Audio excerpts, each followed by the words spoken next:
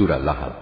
বিসমিল্লাহির রহমানির রহিম।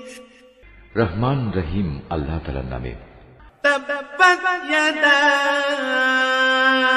আবি লাহাবিন ওয়া তাব।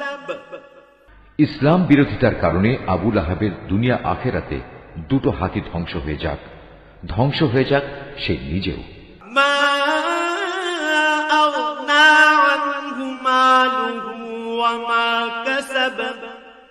তার ধন সম্পদ ও আয় উপার্জন তার কোনো কাজে আসবে না।